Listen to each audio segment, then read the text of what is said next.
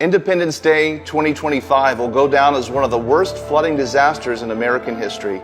People traveling from around Texas and the region to vacation and celebrate America's independence on the Guadalupe River would wake up to tragedy. More than 100 people would lose their life and many more remain missing. In this video, we'll talk about what happened and the circumstances that caused this flood. Along with factors that make this river so dangerous, was cloud seeding a factor in this flood? And rescue and recovery, it seems so slow. Plus key takeaways and ideas on how we make sure a disaster like this does not happen again. Hi everyone, for those of you that don't know me, my name is Brad Sauter. I'm a TV meteorologist in San Antonio, Texas, covering just about all of South Texas, including the Hill Country, Kerrville, Kerr County, the Guadalupe River.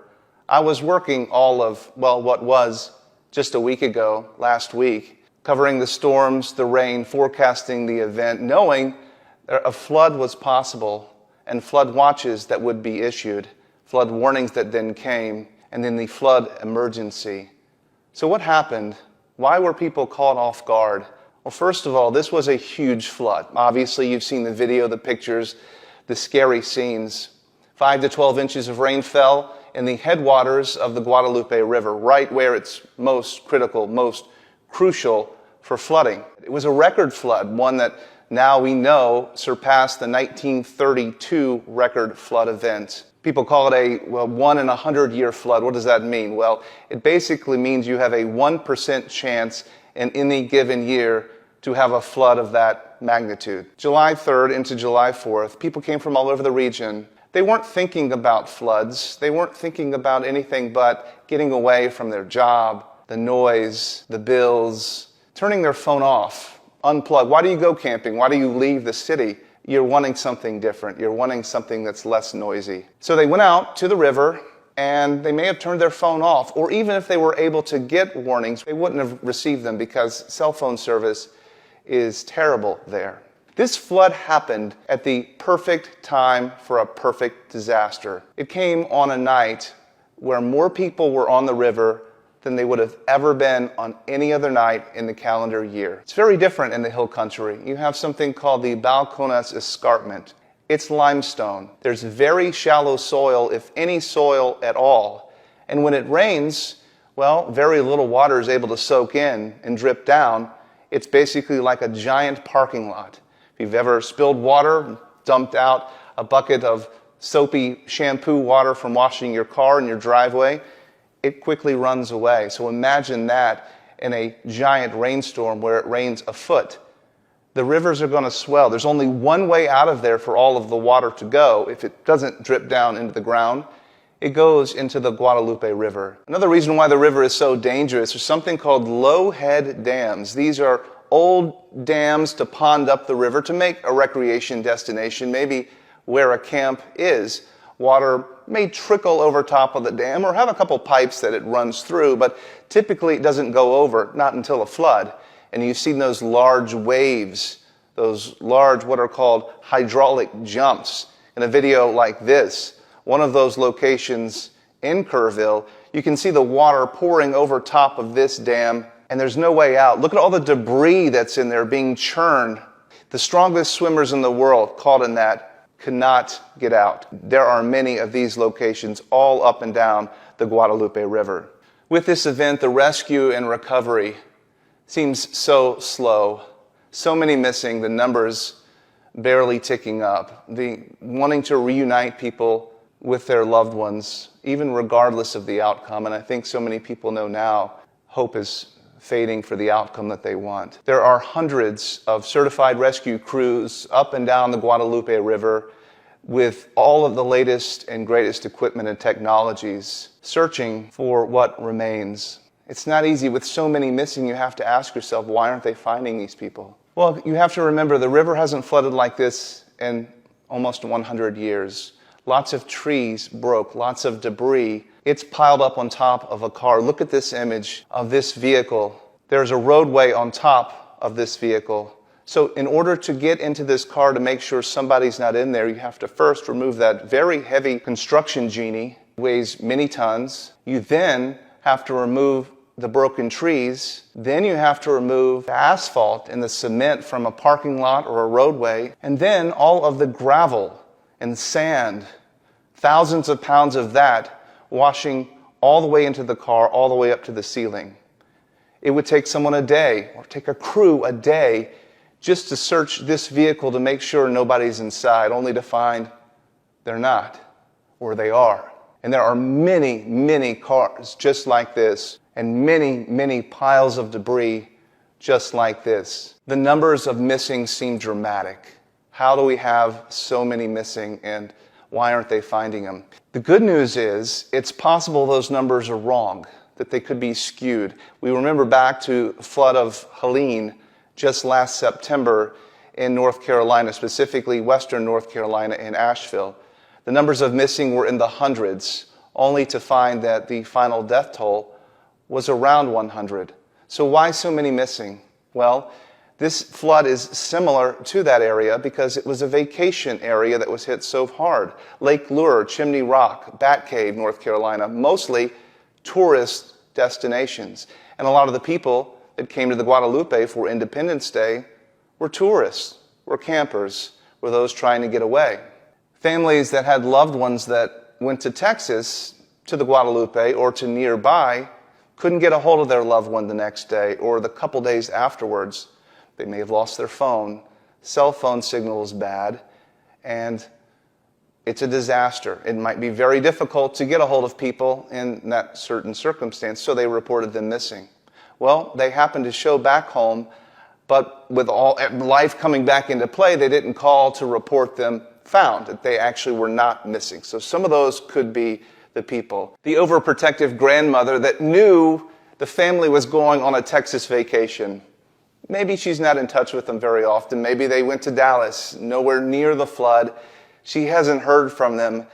She reports them missing, only to not even remember she reported them missing. You could see how that could happen. And so those are numbers that won't go known until long after, and we realize these people aren't missing at all. The hope would be that a lot of those are that way. There's actually a company in a community I used to live in, or a town I used to live in Colorado, named Grand Junction, Colorado. In fact, here's an image of a weird-looking boat that they make. They call it the Creature Craft. But that is designed to be able to go into these hydraulic jumps and to pull people out. It can roll, it can flip, it can bounce, you can put a motor on it, and still it's the only boat I've ever seen that can rescue people. So there is technology for this, but not everybody has a custom boat that looks like this. And of course, in the middle of the night, they're not getting into boats. People are looking for many other explanations to this. Why did this river rise so fast? Maybe there was something else at play. A lot of folks are learning about cloud seeding. It's real. Cloud seeding is something that happens, but not like this. Let me explain. Cloud seeding company will fly drones or aircraft, helicopters, or even place devices on top of high mountains and spray silver iodide, fine particles of silver iodide, into a cloud that is already there. The idea is that the moisture in the cloud will cling to these silver iodide particles and make condensation nuclei, as it's called, raindrops or snowflakes or ice crystals, a way to take the moisture that's there to get it to cling to something and to fall, to enhance precipitation.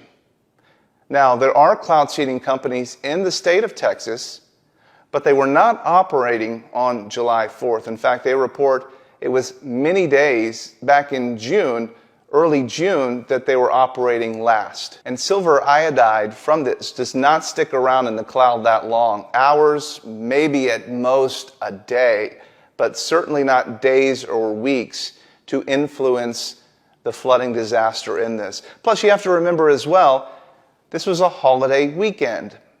People are on holiday. They're not actively cloud seeding. They're already off themselves. So various reasons why cloud seeding was not a factor. And it wouldn't even be known if it was. There's plenty of research that suggests that we don't even really know how effective cloud seeding is. We know it's some effective, but to the extent of just how much, That's hard to know because how much rain would fall if you didn't put silver iodide in the cloud? How much snow would fall if you hadn't seeded that cloud? That's hard to know. It makes sense scientifically that that would happen, but it's certainly unknown whether or not it actually works as well as people would like. So where do we go from here? How do we fix this to make sure it doesn't happen again? We now know how dangerous these rivers are. For a lot of you, you're realizing why this area is called Flash Flood Alley. There's nowhere else like it in the United States. You might find streams and rivers like this in Utah or Arizona, maybe up into South Dakota in the Badlands.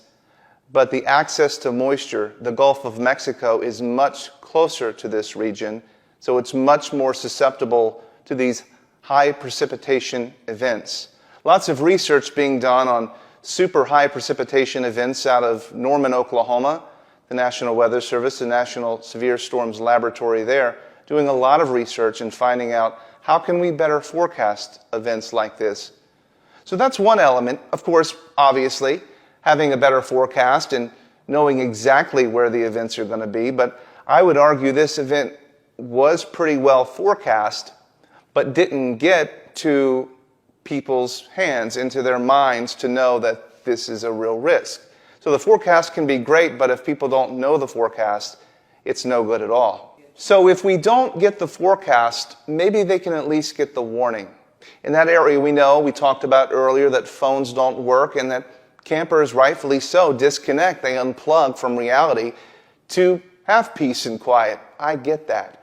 Some have discussed an early warning system, a flood warning siren on the river. It could have saved lives, and in my opinion, I think it very well could. It has been proposed before. It was voted down. Anytime spending public money can be very difficult. After an event such as this would be the time to do it because folks are wanting to change that. However, we need a fail-safe solution, a solution that doesn't involve human error. Somebody still has to trigger these warnings, and so many times, too many warnings result in false alarms. And people don't heed the warnings because they've heard them so many times before.